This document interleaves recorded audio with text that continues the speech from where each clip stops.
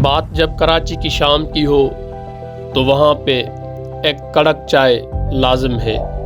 कराची के खूबसूरत दिन और हसीन रातें तो माजी में बहुत लिखी गई हैं, पर यहाँ की शाम को आजकल बहुत कम महसूस किया जाता है।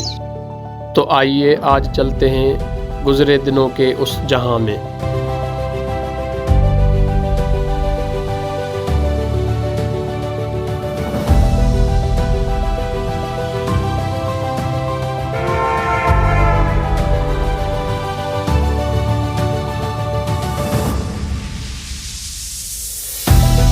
जी हाँ, तो ये है वो विज़िटिंग प्लेस, एक खूबसूरत दश्त, काउंसिल, रेजिडेंसी या पैलेस, कुछ भी कहें। इस जगह को आजकल फेरियर हॉल के नाम से जाना जाता है। जी हाँ, हम बात कर रहे हैं उस फेरियर हॉल की जो 1865 के दौर में तैयार किया गया।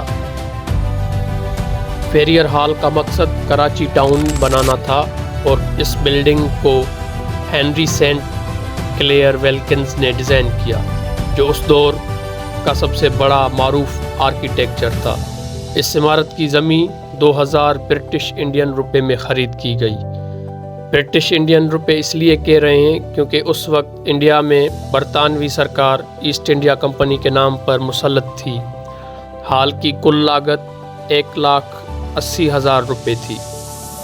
सन 1863 में इस बिल्डिंग का काम शुरू किया गया और सन 1865 में ये हॉल मुकम्मल हुआ। सर हेनरी बार्टल एडवर्ड फेरियर के वफ़ात के बाद 1884 में इस इमारत का नाम उनके एजाज़ में रखा गया। फेरियर बरतानवी मुंतज़िम थे जिन्होंने सिंध में उस वक्त तरक्की को फ़रोग़ देने के साथ साथ सिंधी ज़बान को भी इंतज़ामी ज़बान बनाने के लिए अपने हिस्से का काम किया। पर ये कोई ख़ास बात नहीं थी क्योंकि ये जाबिर क़ुव्वतों का एक सरमाएकार टूल था कि जिस भी खिते में जाएं, जहाँ भी आप हुकूमत करें, तो वहाँ की मकामी ज़बान आपको ज़रूर आनी चाहिए। 1947 में पार्टीशन के बाद हॉल की लाइब्रेरी का नाम लियाकत नेशनल लाइब्रेरी रख दिया गया। ये लाइब्रेरी कराची के सबसे बड़ी लाइब्रेरियों में से एक है, जिसमें 7,000 से ज़ायद किताब बशमूल नायाब हद से लिखी गई मखतूतात मौजूद हैं, जिसमें शायरी, art, philosophy, politics, archaeology, history, political science और बाकी जो भी सोशल साइंसेस और इजादात हैं, उनके साथ साथ उस दौर की सबसे बड़ी ज़ख़ीम किताबें यहाँ मौजूद हैं। इस लाइब्रेरी में मशरिक़ से लेकर मगरिब तक बहुत सी बड़ी किताबें आपको मिलेंगी। वो शोपनहार से लेकर नीट्शे तक हो, कार्ल मार्क्स से लेकर लेनिन तक हो, मीर तकी मीर, बेदिल दहलवी से लेकर गालिब हो, या गालिब से लेकर कबीर, कबीर से लेकर सचल, यहाँ की बहुत सी और मारूफ शख्सियात हो, यहाँ पे आपको ज़रूर मिलेंगी।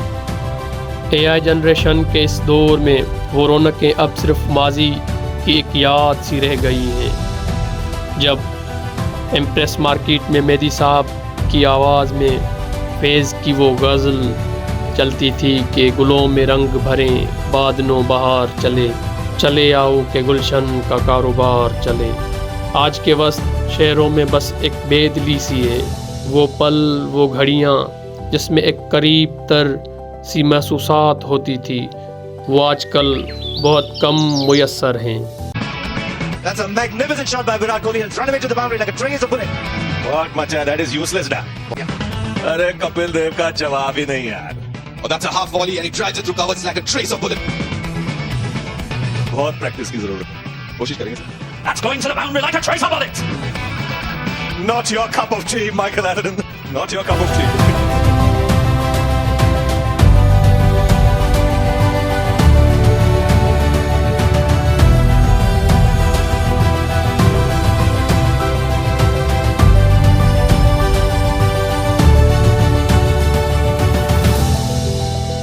ये एहसास 90s के किड्स ही अच्छे से महसूस कर सकते हैं, जब स्कूल की खर्ची मिलती थी और वो शाम को कहीं ना कहीं किसी कैफ़े या बार में खर्च की जाती थी।